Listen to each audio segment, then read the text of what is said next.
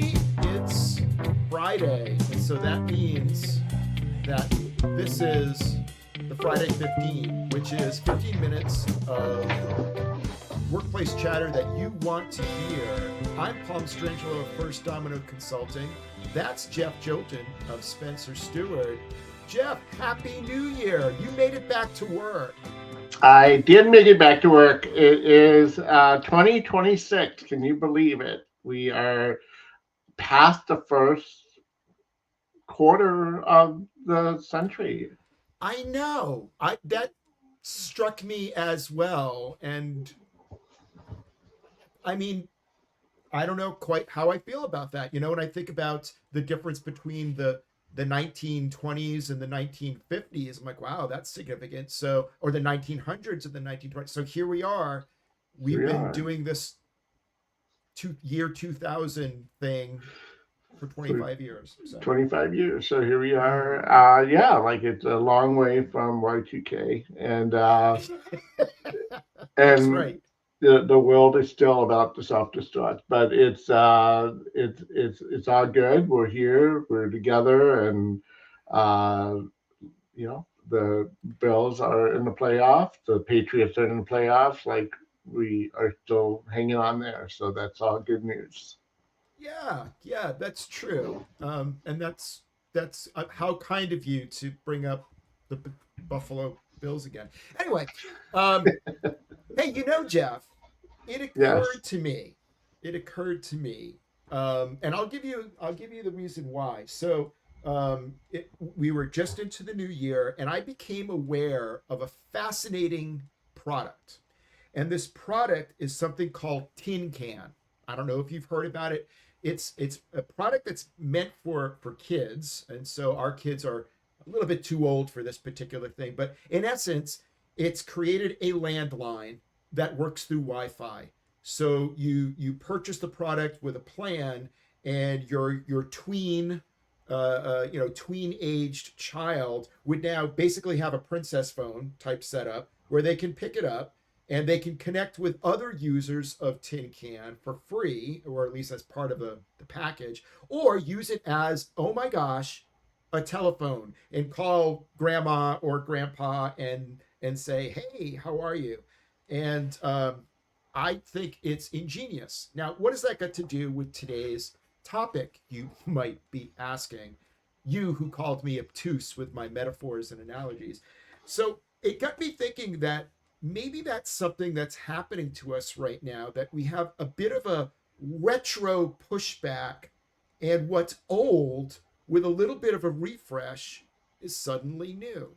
And so, my question for you, Dr. Jeff Jolton, tell me about the predictions that you see for the year ahead. Oh, great visionary one.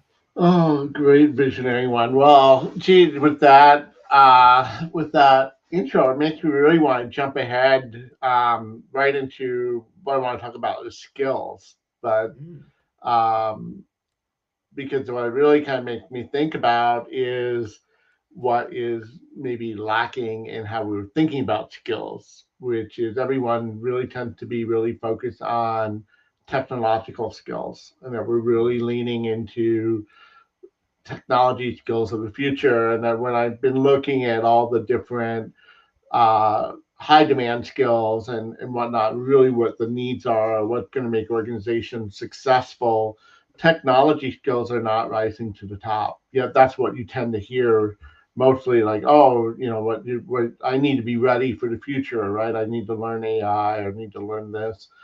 And the skills that are really coming to the top as being most important for organizations to be successful are really still the ones that we've always talked about, which are like critical thinking, innovation, agility, leadership, motivating others. Those are still the ones that are at the top. The first technical one that emerged on some lists is usually around number six, which is technical fluency, which isn't even really a technical skill per se, but really understanding how to apply or understanding how technology or digital things apply, right? mhm. And the reason that I jump right into that based on what you just talked about with this retro princess phone thing is it the fact that innovation isn't really coming forward with new things. Like that's taking something old and making it new again, right? It's what's really innovative about that. What's really forward thinking, or how are we really advancing how we're communicating or how we're relating to others in that way. And I think that's, to me, it's sort of a realization of where we're kind of getting stuck. Right, you look at Apple and how they were like once so on the cutting edge of everything that's so innovative and new. Really, what have they done that's really innovative? Right, it's all like process improvement, and this is refinement rather than inventing. And I think if we really are wanting to be successful, wanting to be competitive, wanting to really get back into having an edge in the world, I think we have to really lean back into that innovative muscle. And Mhm. I think I would love to see that. And so I think it's great. It's lovely to think about Tin Can, uh, the idea of it. But like I why don't you just buy a landline service through your internet provider? Like it's like, what is that so different from that, right? So Oh, where's Jeff, where's the innovation? you're acting like the old man in a lawn chair. Get off my lawn, you Get off my lawn. whippersnappers. Get off my Wi-Fi. So Well, okay, I don't see it exactly the way you do, and let me connect it. So one of the things, and I shared this with you off screen a couple days ago. One of the things that I thought was also of interest when thinking about predictions for the year to come is, well, what about predictions from the past that like really failed? And so I was thinking back to, remember, just, I don't know, was it 3 years ago when everyone knew that we were going to be in the metaverse? And so instead of you and I in real life having this conversation, we would have our headsets on and our visors, and we'd be in a virtual reality next to a virtual water cooler, or maybe a nice virtual espresso maker. I don't really know. But that didn't work. Yeah, you're welcome. So when I think about the tin can product, I see it like this. It's moving away from thinking technology exists and therefore people will use it. It will be our future. So we can create this metaverse, and darn it, we think people will use it for training and for meetings and for all of these other types of usage, which largely did not occur.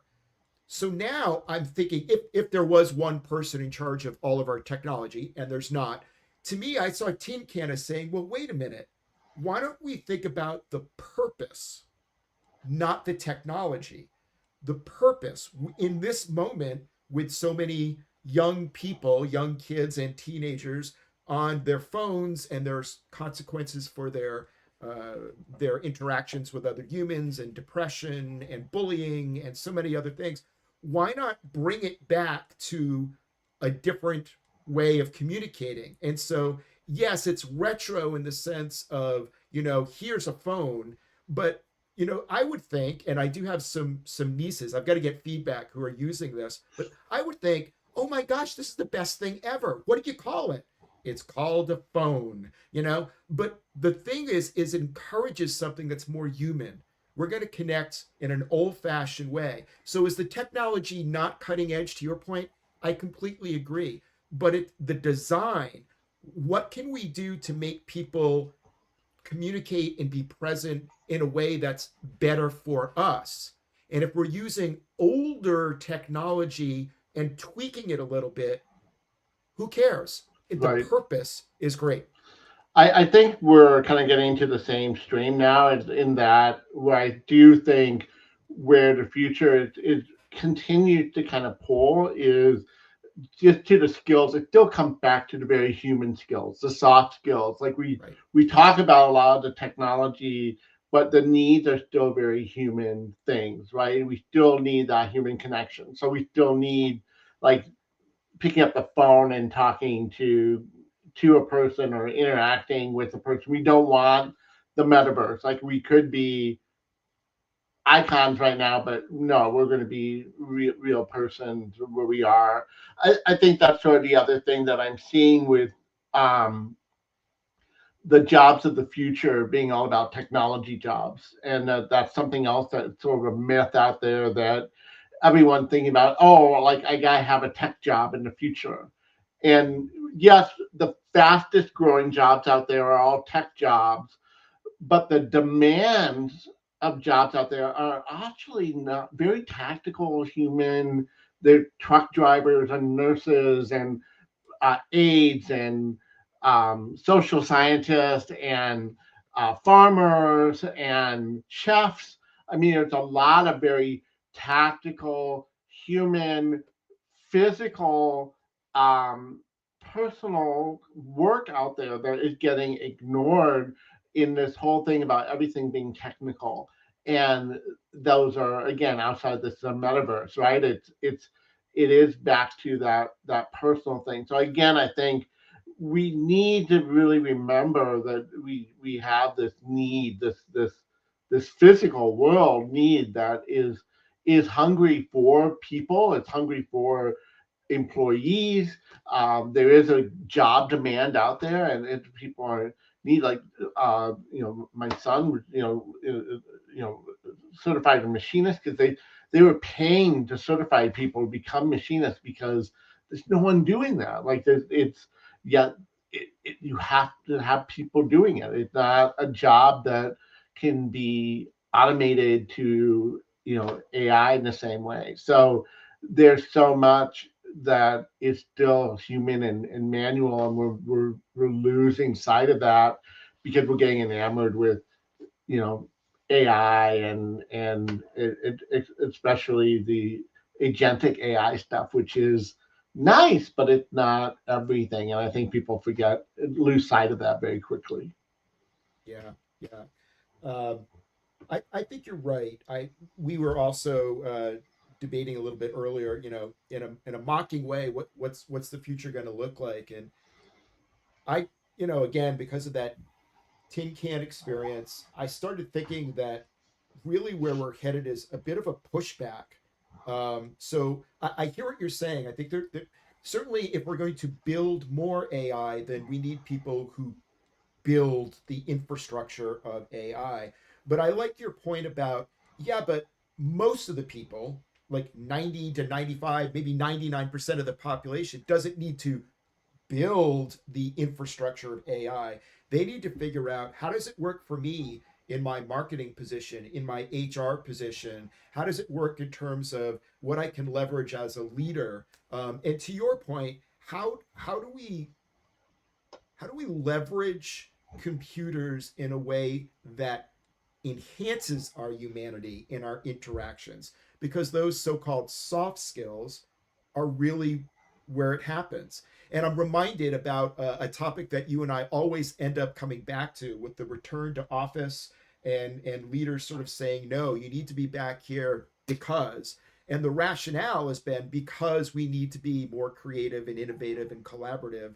And here's AI. How is AI going to make us more collaborative? And that would be a great topic point. And it might have to be a topic point for future, because I think we have just reached the end. And I think you're going to be really excited by this.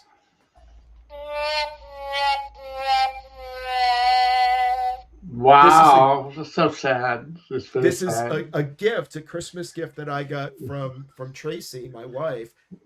It's right here. I can show the audience here. It's literally a Oh wow. trombone. No, Um, that's innovative, and that's a very good use of technology. I approve or that. you approve that message. Well, we should wrap up. This was a great conversation. I will look to see if some of your predictions are really coming our way, and we'll have to revisit that as we go through this. Thanks, everybody, for tuning in one more time for our first show of 2026. Happy Friday. Happy Friday. If you have any ideas for what you want to hear on next Friday 15, let us know. Let us know. Yeah. Happy New Year, and I'll see you next Friday, Paul. Sounds good, Jeff. Take care. Cheers. Bye.